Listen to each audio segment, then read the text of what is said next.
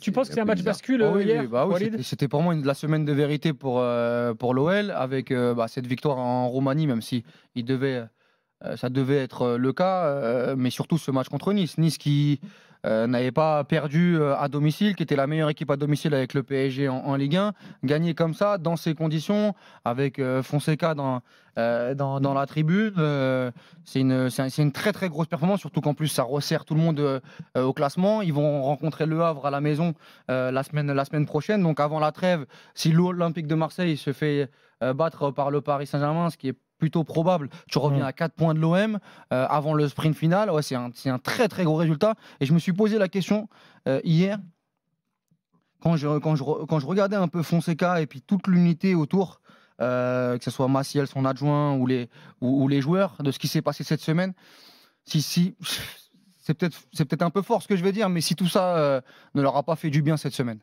C'est tout ce qui s'est passé pour s'unir dans le côté un peu seul contre tous. Les footeux adorent ce genre d'épisode. Ils adorent cette histoire justement de les gens nous en veulent. Conceptualisé par René Girard à son époque. Non, il y a un petit truc.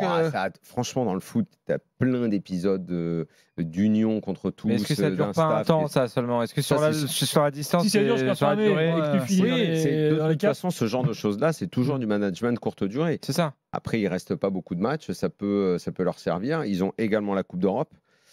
Je trouve qu'on va un peu trop vite quand on dit ils ont un gros coup à jouer et tout, parce que quand tu regardes un petit peu plus près, tu sais, au début, ils sont à 2 points de Monaco. Quand tu dis l'Europa League, quand tu regardes et tout, tu dis il y a pas grand monde.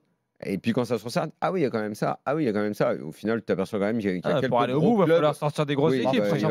C'est vrai qu'on en a déblayé certains qui sont allés dans la nouvelle formule de Ligue des Champions, mais ça reste pas tout ça. Mais en tout cas, avec cette victoire, si on considère que c'est un tournant, comme a dit Walid, et oui, je pense que c'est un moment important de leur saison, ils s'offrent le droit de se faire une fin de saison un peu pleine de je me demande même si, avec Coupe d'Europe et avec Championnat. Si Fonseca pour moi, Fonseca, il doit une qualif en Ligue des Champions à Textor, encore plus avec ce qui s'est passé cette semaine. C'est-à-dire que en ne l'ayant pas viré. Ouais, mais qui tu écartes ? Le problème de la course à la Ligue des Champions, c'est que ce que je veux dire sur mon parallèle, c'est que surtout maintenant qu'il a rajouté Strasbourg. Non, mais il a quand même sorti.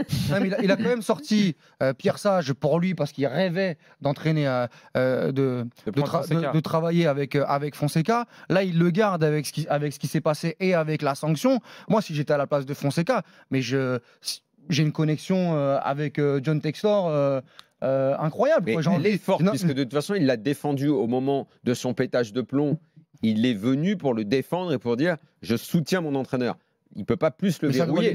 Ça doit les lier, quoi. Ça doit les lier. Exactement. Et Fonseca, il le verrouille. Mais la question, en fait, là maintenant, j'étais en train de te demander, tu regardes les 5-6 premières places, la question, c'est de savoir qui va déraper. Moi, Monaco, l'irrégularité. Qui va glisser, en fait. Je regardais. Qui va laisser sa place ? Monaco n'a pas gagné à l'extérieur depuis le match contre Strasbourg en novembre. Ah oui. Et tu vois comment ils arrivent à se faire reprendre à Mayeki sur le but toulousain vendredi. Mayeki, la glissade là, sur le parking du stade, c'est ridicule. Alors qu'ils doivent gagner le match 100 fois. Lille, ça en fait des équipes qui auraient dû gagner ce week-end 100 fois les matchs. Marseille, ils doivent gagner et gagnent pas. Plus ça avance, plus j'ai l'impression qu'ils peuvent sortir Dortmund et donc aller faire un quart de finale contre le Barça. Et quand on voit le match qu'ils ont fait contre Montpellier, un match de gestion, un petit match contre Montpellier, ils vont sûrement perdre des points. Non, ça va être jusqu'au bout, ça va être compliqué. Hein. Robin, pour conclure sur Lyon dans quelques instants. Le championnat ne vaut que pour les places Ligue des Champions, il ne vaut pas pour les titres. Pour finir sur Strasbourg, hier je disais, on ne sait pas depuis quand il n'y a pas eu 5 matchs sans encaisser de but dans l'histoire du club. En fait, jamais. Jamais arrivé. Tu marques l'histoire cette saison, bravo. Créé en 1906. Non, mais c'est très fort. Et on parlait juste des calendriers sur Monaco. Au retour de la trêve, ils vont enchaîner Nice, Brest, Marseille, Strasbourg. 4 matchs. Ils n'ont pas le calendrier le plus facile, les Monégasques. On finit sur Lyon.